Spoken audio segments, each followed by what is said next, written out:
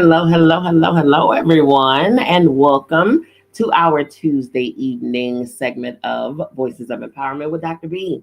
I am your girl, Dr. Bianca Miss B. Lee. I am a doctor in psychology. I am a therapist, licensed therapist, counselor, marriage and family counselor, spiritual teacher, astrologer reader, all of the things. I love doing what I do.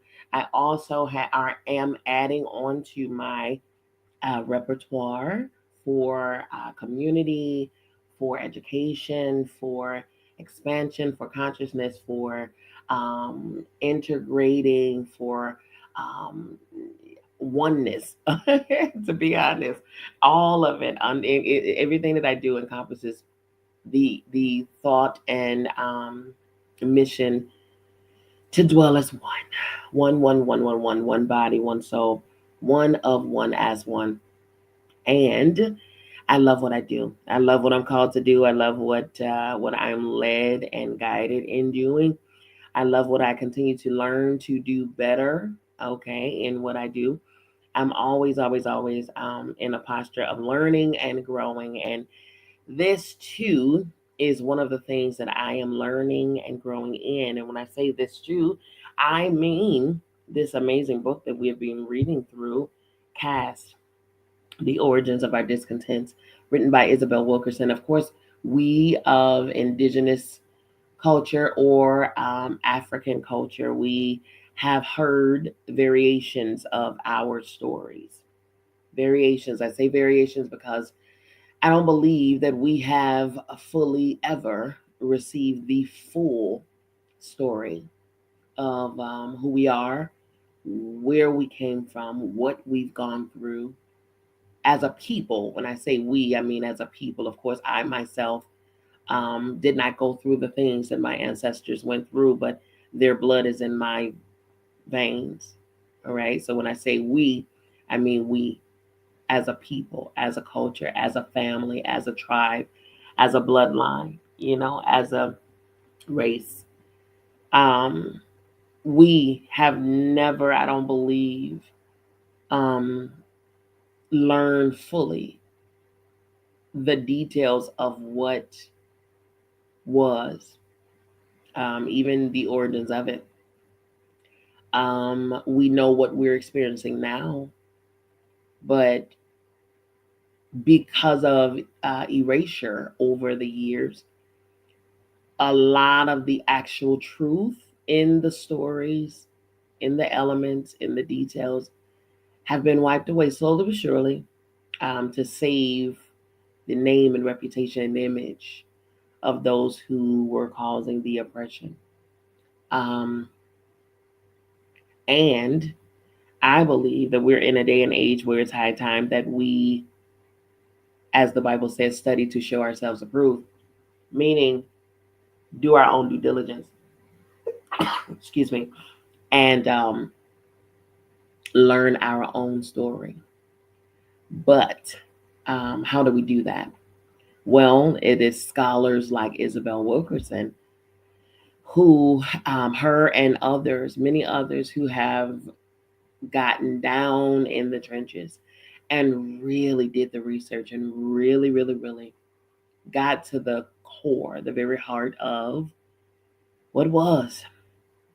And this book is nothing short of that. Caste is another way of saying, it's actually probably the original way of saying segregation, discrimination, separation, um, lower caste or upper caste, or categories and subcategories, all of those things. Caste. The origins of our discontents, it refers to her getting to the very genesis of what happened. Where did this all come from, and why are we here today? How it has mutated over the years and morphed into this thing that has become the norm. Unfortunately, it's become, uh, yeah, the expected in not just our country but worldwide. And so she did not just talk about the Deep South, American South. Mm-mm. She talked about the Dalits in India. She talked about the Jews in Germany. I mean, the Germans and Nazis and things like that.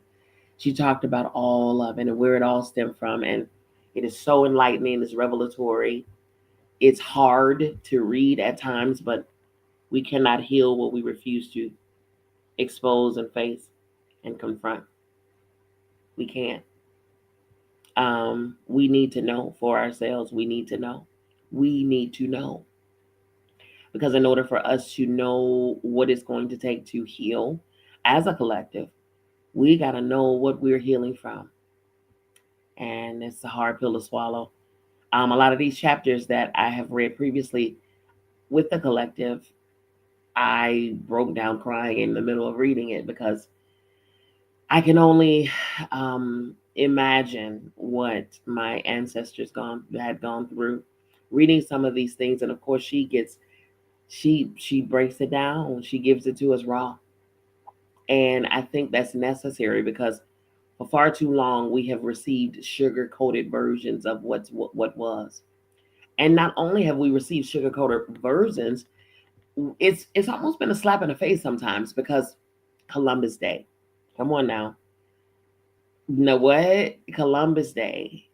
The celebration of Columbus is the celebration of the mass massacres and stealing of indigenous tribes, indigenous people, and all of that stuff. That is what it means to celebrate Columbus Day.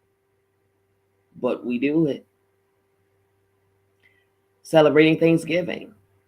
Do you realize the very first feast was done with bodies of the indigenous people laying around? And they were celebrating the quote unquote pilgrims, were celebrating the overtaking of the lands and the indigenous people. They were eating and feasting while the bodies of the indigenous people were laying about. And we commemorated and celebrated every year. New Year's Day, New Year's Eve. New Year's Eve, historically, was the day. That's why they do watch prayer, midnight watch prayer, or watch prayer, praying leading up to the countdown, the midnight countdown, because that's what the enslaved had to do. They would pray and be up all night praying that on January 1, New Year's Day, which was the day of the auction, that they would not be separated from their children or their spouses, their family. New Year's Eve was the day of prayer. New Year's Day was the day of auction. But we celebrate it every year. There are statues all around this country that reminds us of the oppressors that oppressed our culture and people. We're reminded of it. Military base celebrates. We are constantly reminded of it. Like I said, it's become the norm. It has become the regular. It's wild. It is wild. So we're reading through this book, and like I said, it's really making us face some things that is very hard to digest, but we have to face them nonetheless. Today's chapter, each time that we come together, we read one chapter. If the chapter is short, we move on to the next one. But yeah, typically we read one chapter. And that's enough because I don't want to give us so much that it's not about speed reading. I don't care about that. I don't care about that at all. I don't care if it takes us a year. I need us to get it so that we can digest it properly and understand what is being stated. Okay. So we're airing live on multiple platforms: Clubhouse, Facebook, LinkedIn, YouTube, Twitter, TikTok. We're airing live all over the place simultaneously. So wherever you're listening from, I thank you for your ears. I thank you for your presence.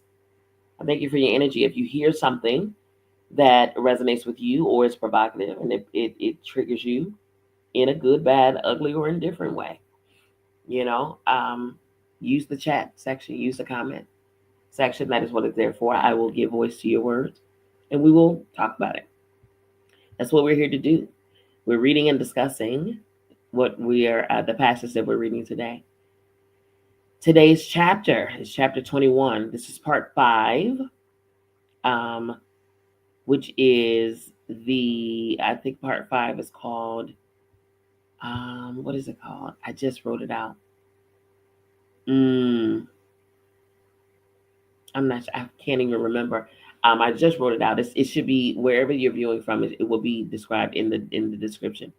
But we are reading chapter 21, the German girl with the dark wavy hair. Like I said, if you hear anything and you would like to add to or give your opinion on or whatever the case, please, by all means, this platform is for everybody. Whether you are for or against, it's okay because we respect here. All are welcome. We respect here. Okay. Um, it is what it is. You know what I mean? Even if we have differences of opinion, it causes conversation, you know, and the conversation is what we need to have together, right? So that we can get an understanding, a mutual respect for one another. All right. Okay, you all.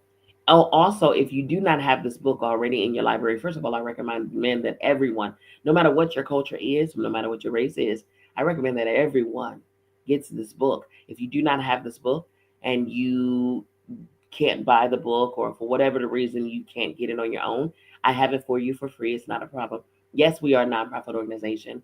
Yes, we are 501c3 and we accept donations. We welcome them, but we do not. They are not required for you to receive any of the reading material. Any book that we read collectively is always available to you free of charge in a PDF form. Okay.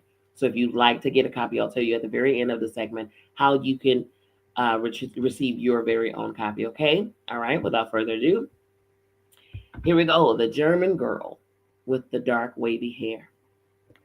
There came a time during World War II that most every Jewish resident had vanished from German life. They were abducted or forced underground, and their absence left a vacuum and a paranoia among the Aryans who remained. Without a scapegoat to look down upon, the people had only themselves to regard and to distinguish one from the other, and they scanned their countrymen for someone else to be better than. The fixation on purity had put everyone on high alert, and in the north of the country, in a village near Hanover, someone made a passing remark to a young German girl, raising suspicions about her appearance and, by extension, her lineage and thus her worth. The air was dense with nervous surveillance, a hunting hyper awareness of the least sign of difference. People had noticed that the girl's hair was darker than most, closer to that of Iberians to the south of them than many Germans. Of course, the Führer himself had pitch dark hair, and for this, dark haired Germans could console themselves if they happened to have this trait in common with their leader. But his hair was bristled straight, and on this score, too, the German girl near Hanover strayed from Aryan convention. People thought it was curious that this girl from a solid German family looked to them as if she could be from the Middle East. That she looked, as best they could tell from their limited knowledge, Persian. It was not clear that villagers had actually known any Persians, but the idea somehow got embedded in their minds. Did the family have any Persian blood or the blood of people from that part of the world in their background?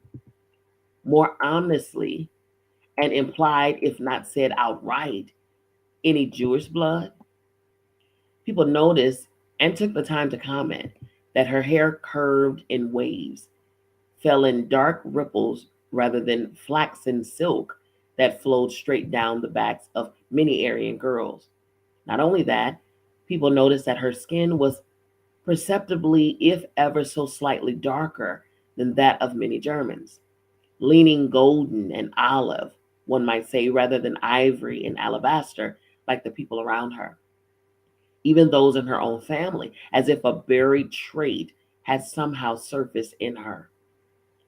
These are the minute distinctions that can take on greater significance when there are fewer distinctions to make. Under the Nazis, these distinctions carried graver consequences than idle chatter.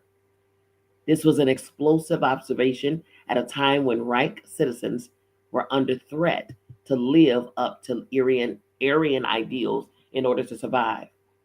The comments, or rather in that era, accusations, rattled the German teenager.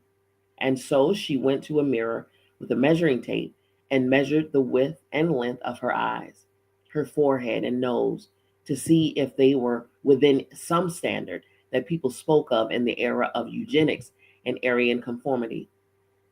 She had pictures taken of herself, gauging the features of her face to find some reassurance beyond her hair and skin. The mere mention of perceived deviation from the Aryan standard brought unwanted, potentially dangerous scrutiny. As it was, Germans knew to have a racial passport on hand in the event that their Aryan status came into question. Even priests and nuns were arrested after a Jewish ancestor was uncovered. The family grew concerned enough to make a discreet search into their family tree. Genealogists did brisk business in the Third Reich. Germans combed family Bibles and church records and government offices in case they were called upon to defend their origins.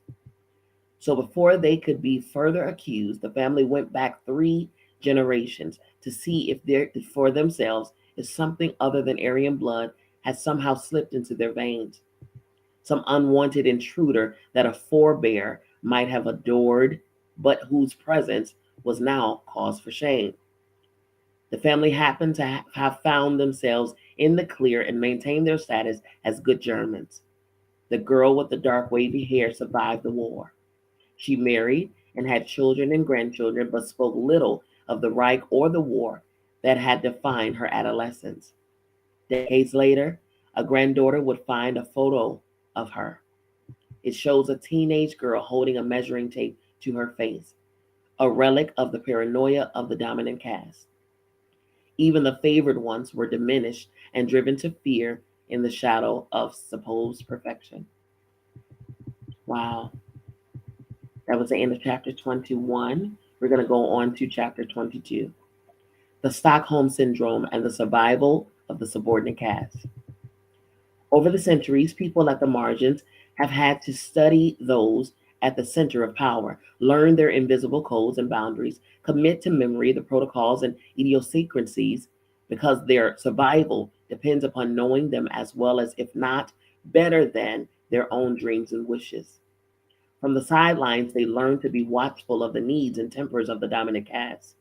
They decode how those in need, those in power, were getting along with one another or not, who is gaining or losing favor. As women historically have watched their men, or as a child watches their for signs of discord in their parents' marriage, intertwined as they are with those who are in charge of the household. They must develop powers of perception if they are to navigate from below. Knowledge without wisdom is adequate for the powerful, wrote the sociologist Patricia Hill Collins, but wisdom is essential to the survival of the subordinate. To thrive, they must somehow adjust themselves to the expectations of the dominant caste, to play out their role upon the stage, and while they may choose not to fully submit, they find that things go easier for them if they default to the script handed down from the ages, if they accept their assignment of serving and entertaining, comforting and consoling, forgiving any trespass without expectation of atonement for their trespassers. The first moral duty is resignation and acceptance, wrote the social anthropologist Edmund Leake of the expected behavior of the lowest caste in India. The individual gains personal merit by fulfilling the tasks which are proper to the station into which he has been born. The rewards for virtue will come in the next life. Wow. The ancient code for the subordinate caste calls upon them to see the world not with their own eyes, but as the dominant caste sees it. demands that they extend compassion even when none is forthcoming in exchange, a fusion of dominant and subordinate that brings to mind the Stockholm Syndrome. Though the syndrome has no universally accepted definition or diagnosis, it is generally seen as a phenomenon of people bonding with those who abuse or hold them hostage. It takes its name from a 1973 bank robbery in Stockholm, Sweden, where the hostages came to feel empathy for the men who held them captive during the 6-day siege. It is regarded as a survival mechanism in which people must become attuned to the people with power over them and learn to adjust themselves and their expectations to please them. In the fall of 2019, a Dallas courtroom became a set piece for the display of the interlocking roles and power imbalances of caste. In a rare case in American history, a white former police officer was convicted of killing a black man who had been having ice cream and watching television in his own apartment, an apartment the officer argued she had mistaken for her own. I remember this. The conviction carried a sentence of up to 90 years. The prosecutor recommended 28 years, the age the victim would have been at the time had the defendant not killed him. In the end, the former police officer was sentenced to 10 years, with eligibility for parole in 5. The brother of the slain man extended his forgiveness to the dominant caste woman who had killed his brother, and he hugged her in the scene that went all over the world. As the dominant caste woman was sobbing over her conviction, the bailiff, a black woman, went over to her and began stroking the blonde hair of a woman who had killed an innocent man of the bailiff's own caste. Had the inverse occurred and a black man taken the life of a white woman under similar circumstances, it is inconceivable that the murder sentence would have been 10 years or the felon been hugged and his hair stroked, nor would it be remotely expected. Many observers in the dominant caste were comforted by the bailiff's gesture, which they saw as an act of loving maternal compassion. Many in the subordinate caste saw it as a demeaning fetishization of a dominant caste woman who was being extended comfort and leniency that are denied African Americans who are treated more harshly in an era of mass incarceration and in society overall. Was the bailiff showing empathy for a fellow officer? Was she patting her down, as some thought? And if so, why did she not wear gloves or have the convict stand, or why stroke only her hair? Was the bailiff channeling the convict's pain, responding to ancient cues to protect the upper caste at all times, thus fulfilling the unspoken role assigned the subordinate caste for the generations? The judge was also a woman from the subordinate caste, and she stepped down from the bench to give the convicted killer a Bible. Then she held the dominant caste woman close to her bosom and prayed on her and with her. No one could remember ever seeing such a thing. A judge or an officer of the court hugging and consoling a newly convicted felon. The judge's embrace seemed not so far removed from the comfort black maids extended to the disconsolate white children in their care as they wiped away their tears over the centuries. It's almost impossible to imagine the same level of compassion, wrote the journalist Ashley Reese, being extended toward a black person who was just charged with murder.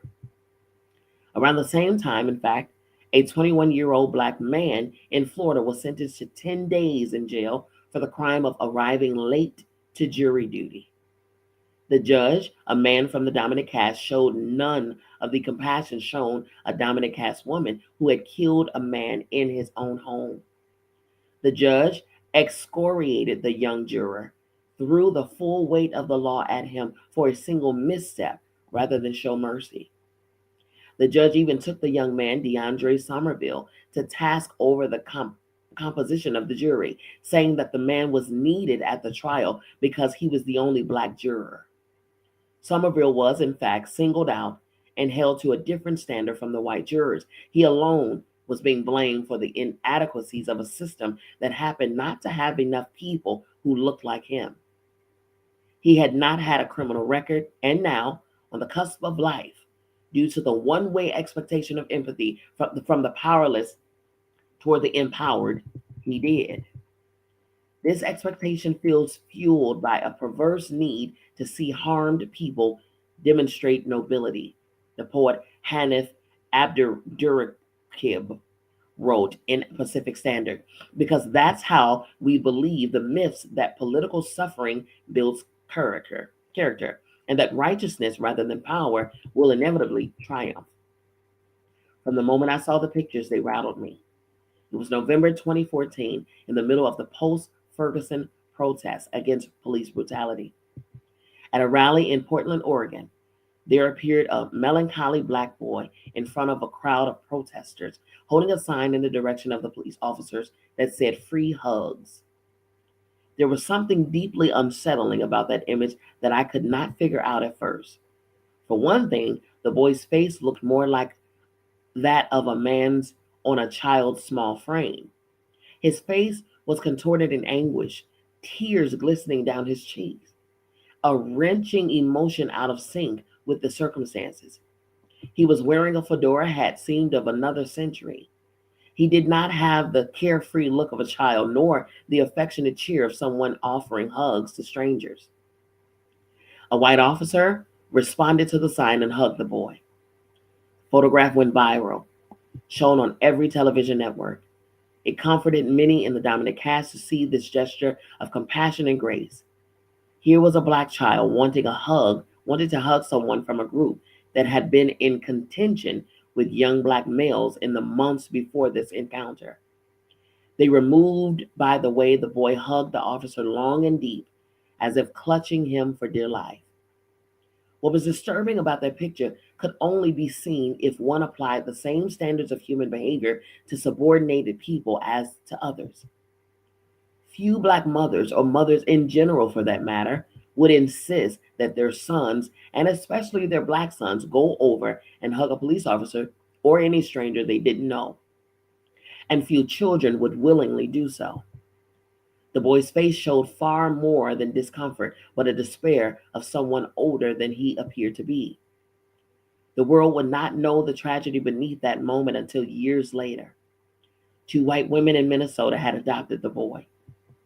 Devontae Hart, and five other black children from Texas, receiving more than $2,000 a month from the state for doing so. Over the course of 10 years, the women essentially held the children captive, keeping them isolated in remote locations, withholding food from them. They used them as props to attract a social media following, with staged videos of the children forced to dance and sing for their captors. Off camera, the women beat the children with belts and closed fists and held one girl's head under cold water as punishment after the women found a penny in the girl's pocket. When the children sought help and food from neighbors and teachers, the women defaulted to caste stereotypes, told the other adults not to feed them, that the children were playing the food card, that they were lying, that they were drug babies, whose birth mothers, they told people, were addicted while pregnant. Authorities in multiple states inquired into reports of abuse, but seemed unable to protect the children, even after one of the women pleaded guilty in Minnesota in 2010 to misdemeanor assault of one of the daughters. The children remained in their custody. After that, whenever anyone got close enough to intervene, the women pulled the children out of school and moved to a different jurisdiction. They were able to rely on both the patchwork of disconnected social service agencies and their own caste privilege. The presumptions of competency and the benefit of the doubt according to them, to evade state investigations and to deflect the children's pleas for help. That day, on November 2014, they posted pictures of Devontae hugging the police officer and got adulation from people all over the world. People saw what they wanted to see and not the agony on the face of the 12-year-old boy who had the body of an 8-year-old due to the starvation, his hug on some level, a bid to be rescued. People saw a picture of Black Grace when what the world was actually looking at was an abused hostage. On March 26, 2018, with caseworkers closing in, the two women put the children in their SUV and drove off a cliff in Northern California along the Pacific Coast Highway, killing themselves and the children they held captive. Blindness to the depth of pain in the boy's face, the latitude granted these white saviors to abuse children seen as throwaways, the collective desire to solve tribal wounds with superficial gestures of grace from the wounded. All of these things contributed to this tragedy and haunt many of us still. We were all witness to a crime that ended in horror. Years before, in 2015, 9 Black parishioners were massacred in a Charleston church, and the families of the victims almost immediately extended forgiveness to the unrepentant white killer of their loved ones. It was an act of abiding faith that captivated the world, but was also in line with society's expectation that the subordinate caste bear its suffering and absolve its transgressors. Black forgiveness of dominant caste sins has become a spiritual form of having to be twice as good in trauma as in other aspects of life, to be seen as half as worthy. White people embrace narratives about forgiveness, wrote the essayist and author Roxane Gay after the massacre, so they can pretend the world is a fairer place than it actually is, and that racism is merely a vestige of painful past instead of this indelible part of our present. That's what leads to the comments most often heard: just get over it. It was so long ago. Just get over it. It was so long ago. It's happening right now. The act of forgiveness seems a silent clause in a one-sided contract between the subordinate and the dominant. Black people forgive because we need to survive, Gay wrote. We have to forgive time and time again while racism, or white silence in the face of racism, continues to thrive. We have had to forgive slavery, segregation, Jim Crow laws, lynching, inequity in every realm, mass incarceration, voter disenfranchisement, inadequate representation in popular culture, microaggressions, and more. We forgive and forgive and forgive, and those who trespass against us continue to trespass against us. In 2018, as we every week seem to bring a new case of dominant caste, people calling the police on Black people going about their daily life. A middle-aged white woman in Brooklyn called the police on a 9-year-old boy who she said had sexually assaulted her as he passed her at the register at a corner deli. The boy said he had not done such a thing, had not touched her, and began to cry. What saved the boy from further action was the store video, which later went viral. It shows the boy passing the woman in the crowded deli and his bag brushing against her, unbeknownst to him as he walked by. The woman was shamed into apologizing for the false accusation. Afterward, people wanted to know, had he forgiven her?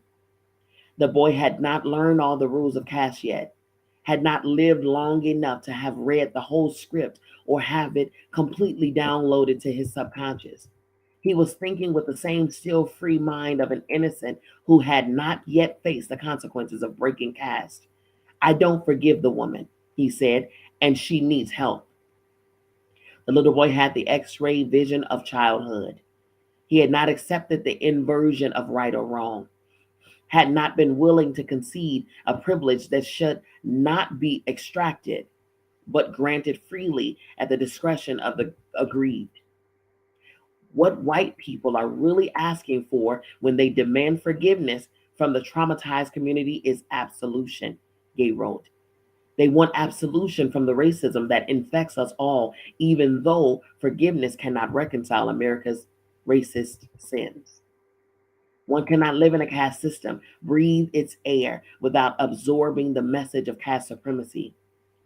The subordinate castes are trained to admire, worship, fear, love, covet, and want to be like those at the center of society, at the top of the hierarchy. In India, it is said that you can try to leave caste, but caste never leaves you. Most immigrants to the United States from India are among the most accomplished and well to do from their mother country, and thus few Dalits have the resources to get to America. By some estimates, Dalits are less than 2% of people of Indian descent in America. For those who manage to make it across the ocean, caste often migrates with them. And so a brilliant Dalit from India, a PhD at a prestigious university on the East Coast, paced and shifted his weight from one foot to the other, growing agitated, triggered, and in the common parlance of early 21st century America, at the very mention of the surnames of his upper caste countrymen. These are names that might have little meaning to the most Americans, but which signify rank and privilege in India. The names Gupta and Mehta and Mukherjee, common among Indian immigrants in America, are among the most revered in their homeland. These names, the Dalit scholar said, shaking his head and looking down toward the carpet, I can't look them straight in the face. I can't look them in the eye. I don't know what to say. These were our masters. My grandfathers were the workers of their grandfathers. I could never be invited inside their homes. In India, they would not speak to me. Man, I could not imagine talking with them even here in America.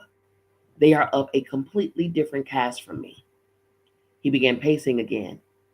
The trauma to cross that line, he said. I have been here 3 years. I still do not have the confidence to talk with them. At the bottom of the hierarchy, the message of inferiority comes at you in whispers and billboards. It burrows into your identity. The violence and terror used to maintain the hierarchy keep you in your place without signage. It is a feeling of danger, the Dalit scholar said. Just the thought of upper caste people. They are a danger to me. I feel danger with them. Caste is more than rank. It is a state of mind that holds everyone captive. The dominant imprisoned in an illusion of their own entitlement. The subordinate trapped in the purgatory of someone else's definition of who they are and who they should be. The Dalit PhD was the only one in his family, in his entire family, who had had a passport. The only one to ever step outside of India. The others had no passport and saw no need of a passport. Where would they go? He asked. The caste system had deprived them of the need or the use of a basic human trait, one's imagination. The first to break through from a family in a marginalized caste, he bears the weight of the dreams of everyone back home and the stigma and expectations of failure from the larger societies. If I make a mistake, my community makes a mistake, he said. If I fall, the community falls. I walk in very thin lines. Back home in India, when the scholar goes into a store, they watch him and hound him like a thief, as with a black person in the store in America. He has absorbed that expectation and adjusted to it to survival. I never ask about the quality of an item, the scholar said. I ask the price. If I ask the quality, they will say, you can't afford this. Why are you wasting my time? If I say I want to see it, they will say, get out. I will call the police. So I come back with friends who are not Dalit, who can speak their language and get it for me. Wow. It is for that reason that he stood there in a lobby of a high-end hotel after a dinner near campus and pointed to his shoes, his leather-clad sneakers. He bent down and pressed the empty toe box of his sneakers. These shoes I bought, he said. They are not my size. They are too big for me. I bought them because I did not want to trouble the salesman. Wow. I did not have the confidence to ask for another size, so I bought what he gave me. He, like subordinate caste people, wherever there is a caste, has had to create an entire protocol to protect himself from insult. If I go into a store and stay 30 minutes, I have to buy something, he said. I have so many things that I was afraid to return. Dalits have suffered brutal assaults for caste infractions, forbidden even today in the rural precincts from walking the same roads as the dominant caste. To this day, that is crazy. A family in the Vellore district was forced to carry a deceased loved one along the back roads to reach the funeral pyre. The men had to lower the body, wrapped in cloth and leaves, by a rope from a bridge, the body dangling on descent, as the men below stretched their arms up to receive it. They have been denied access to public roads that they would have had been seen as polluting. They do what they must to avoid further insult. For us, it is dignity, he said. If I go someplace, they might say, you can't afford this. You're wasting my time. So when I go to a restaurant, I don't want to take up the waiter's time. They might attack us. And then they say that we are hostile, when for us, it is a matter of dignity. Our dignity is under assault. He once accompanied two white American women to a store and was astonished at their behavior. They took up the owner's time and did not buy anything, he said. I could not imagine doing that. The fear runs deep within his soul. I asked him, is this fear of anticipated rejection or the actual rejection itself? It is the former caused by the latter, he answered. What will help you feel better in these situations? I asked him. What I need to feel better inside my own skin. What I need is to feel better inside my own skin, he said. Wow. Whew. That is the end of chapters 21 and 22. My goodness, man. And that is the Indian experience, which is very, very, very, very reminiscent of the American experience for Blacks. Oh my word. Okay. Whew. So I'm telling you, some of this is very hard to read. It's very hard to read, but it's very necessary. Like I said, we cannot begin to heal properly until we identify, acknowledge, face, confront what has been and what still is. Some of the stuff that I just read is still going on. Still going on. My word. Okay, you all, that was the end of today's segment. That is the end of today's reading. On Sunday, we will begin our next chapter, chapter 23, entitled Shock Troops on the Borders of Hierarchy. Shock Troops on the Borders of Hierarchy. If you want the copy of this book, it's a PDF copy, free of charge. Yes, we are a nonprofit 501c3 organization. Yes, we do welcome donations, but they are not required for you to get your reading material. Any book that we read collectively, it is free of charge to you at your request, okay? Inbox me, send me a message. Wherever you can reach me with your preferred email address. I will personally send it over to you, okay? For those who are listening, those who are watching via video, like I stated, you can receive it. You can send me an email at info@biancamissblee.com, info@biancamissblee.com. Those who are listening on the other platforms, you can, there should be a link above my head. You can tap there and you can acquire your copy as well, okay? All righty, you all, that is the end of today's segment. As you all know, I love you, I mean it. There's absolutely positively nothing you can do about it. Don't you even try it. We will see you back here on Sunday, 5 p.m. Eastern Standard Time, right here on Voices of Empowerment with Dr. B. Peace.